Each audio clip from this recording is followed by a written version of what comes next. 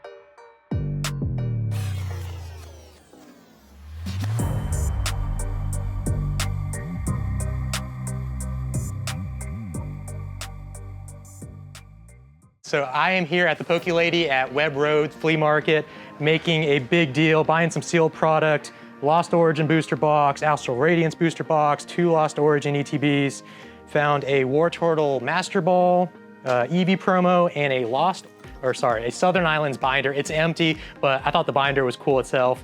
$350 cash for all of it. Thank you. No, my pleasure. Thank you.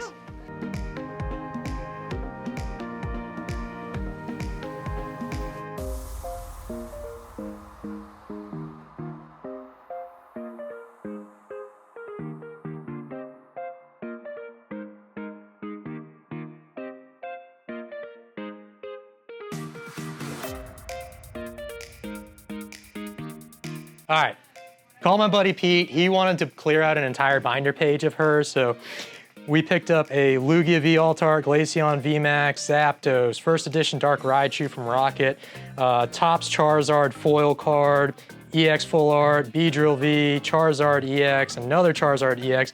Super cool, what is it, a Wendy's card, Charizard on the back, but we really picked it up for the Feraligatr and T-Tar on the front. And then last but not least, a Shadowless Charizard. It's seen better days, but $875 for the entire lot. She's happy, Pete's happy, we're going home.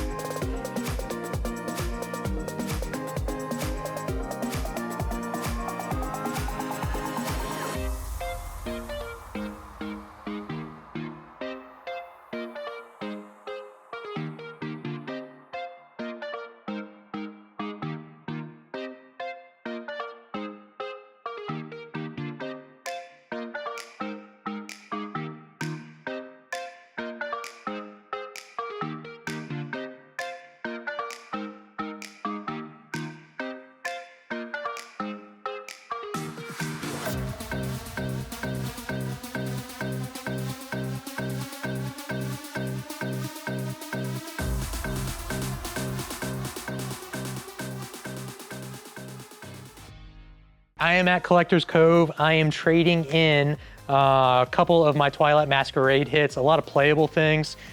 2, 3 Ace Specs, Dragapult EX, Iron Thorns EX, and a Luxray. And I am getting everything over here. Bunch of Aquapolis reverses, some commons, uncommons I need, Black Star promos, I think 3 of them. And this bad boy right here, who's soon going to be released from his cage. So we just got back to the house and I came home with so many things. I just don't even know how it happened. The bag was super heavy, mainly because of the sealed product, but I got a ton of singles today too. So a lot of cool stuff. Few odds and ends you haven't even seen in the videos.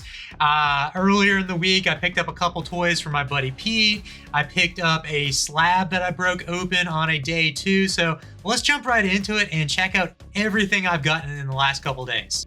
So probably the 2 coolest things I got this week from my buddy Pete. He gave me this Scyther and Scyther toys. He got them at a trade night a week ago. Somebody, I guess, came in with a bag full of toys and just gave them away. He snagged these for me. The Scyther in particularly is awesome. He's got a little lever on his back. So when you pull it, he's flapping his blades. And I've literally just been using it as like a little fidget spinner, like a little desk de-stress toy, and just kind of flying around the desk all week now. So I love this thing. This thing is like addicting to hold. If you ever have like little toys that you can just play with nonstop, you would know. It's kind of like a stress ball is how I can relate it, but it's cool. I just love this, and Pete, I appreciate it. He got addicted to it too before he even gave it to me. I know he didn't even want to give it up, but I'm holding on to this forever. The first card I got this week was a couple days before the weekend. Not the greatest shaped card at all. This was a Koba, I guess is the grading company, a 5.5 excellent, and it was a reverse Kabuto. I was a little bit out of town and I saw this sports store and I swung in. Literally like no Pokemon there at all, just a little selection. And they had this in a slab and I asked him how much for it. And I got it for $5. So I was not gonna say no to that. He was like maybe 10 to 15. And then I was like, would you take a $5 bill? And he said, sure. So I came home with this, I cracked it open. It's going in the binder. I really have lowered my standards when it comes to these legendary collection reverse cards. I am not minding now when they're a little bit beat up because like I've mentioned before, these cards are stupid expensive and finding them is just as hard. So when we made it to the flea market, we walked all around. We walked on the whole entire outside area, all the tents, found one table with a couple binders of Pokemon, and it was legitimately all bulk, like commons and uncommons only, not a single rare card in it. So didn't even ask him about it, didn't even try to make a deal. I have enough bulk that I don't need to buy stuff like that. We went to the first Pokemon store that's like one of the vendors that are permanent in one of the buildings. Didn't see really anything there that I wanted. A lot of modern, a lot of like low-end modern Vs, VMAXs, things like that. Just nothing I was really interested in. And then I found the new store that I had previously seen on the Facebook Marketplace or one of the groups I'm in, called the Pokemon Lady. She actually had a ton of stuff. Sealed products, slabs, lots of singles, some Grail cards, and I kind of went to town there. We worked a deal and I initially had bought a ton of sealed product off of her. I picked up a Lost Origin booster box. I picked up an Astral Radiance booster box. Then it was 2 Lost Origin ETBs, along with a Southern Islands binder. This is, it is not complete. It is literally an empty binder. There were some pages in here, some old card sleeve pages. I threw those all out. I just really wanted the binder because I've never had one of these before. And I think it's gonna be a really cool display piece behind me or just somewhere in the room. But I love Southern Islands, I love this binder, and I couldn't pass this up. And finally, I also got a War Turtle Master Ball from one of her binders. We ended up working out a deal for $350 for all of it. So I thought that was a steal. I've been buying a little bit more sealed product recently just for kind of investment purposes or if I ever want to trade it for other things that I kind of want.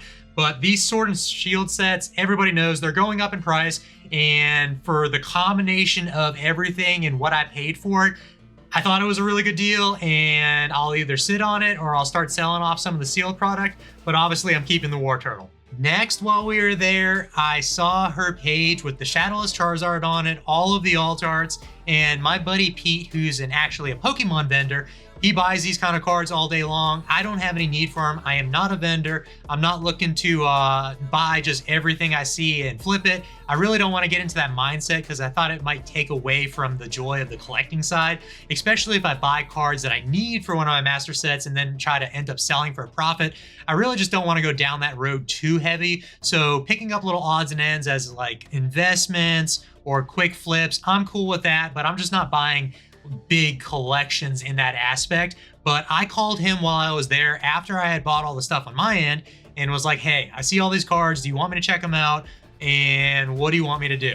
So we started FaceTiming and kind of going to town on all the cards, looking at all the conditions with her involved. She was standing there and we ended up working out a deal and I bought it all for him and I am going to show it off. These are all his cards. Ignore the pricing. We worked out a deal for the entire lot.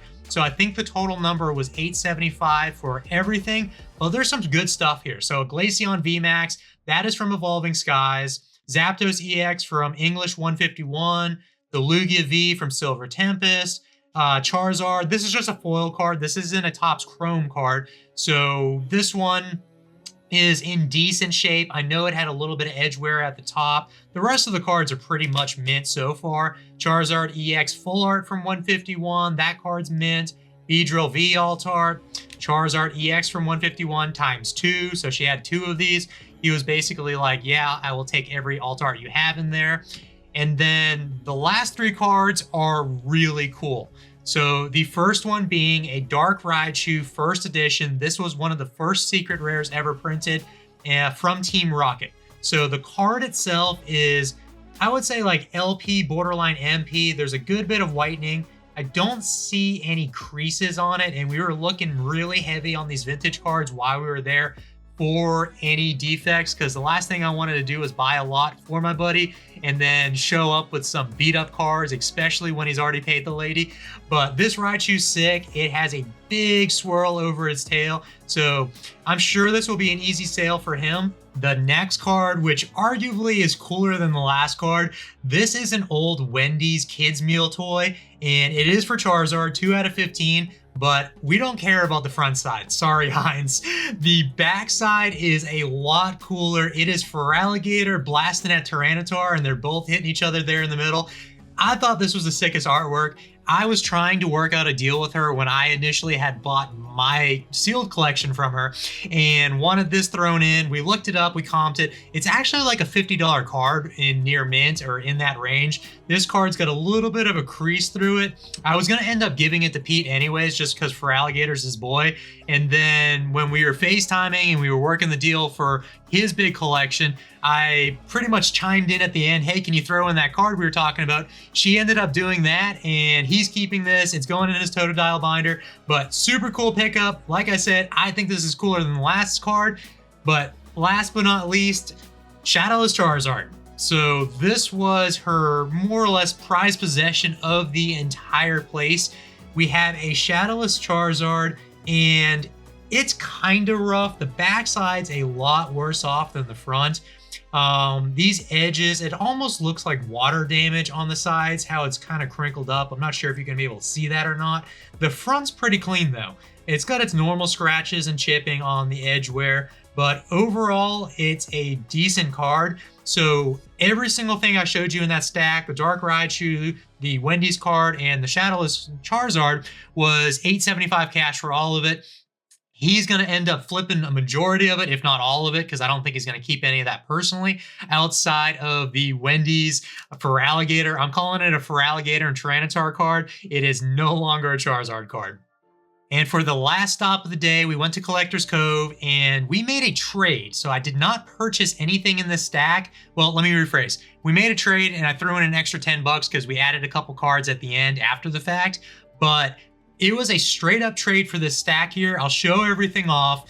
It was a reverse lightning cube 01 from Aquapolis, a Victory Bell non-holo rare from Aquapolis, Pokemon Park, Ludicolo. This is a Black Star promo, Nintendo promo number 20 with the Cosmo Holos.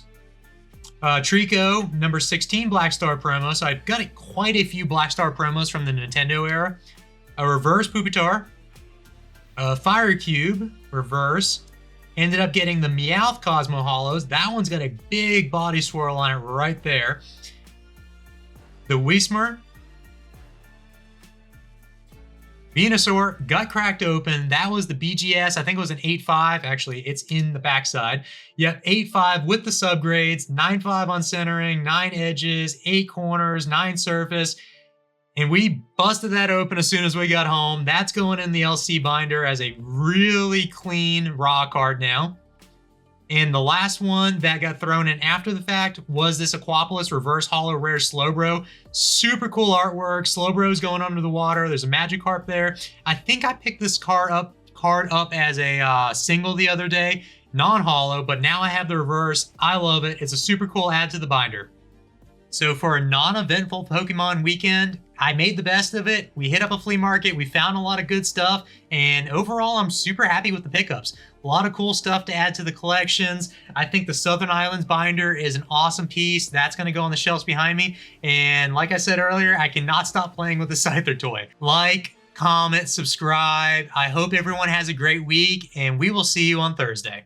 Don't stop.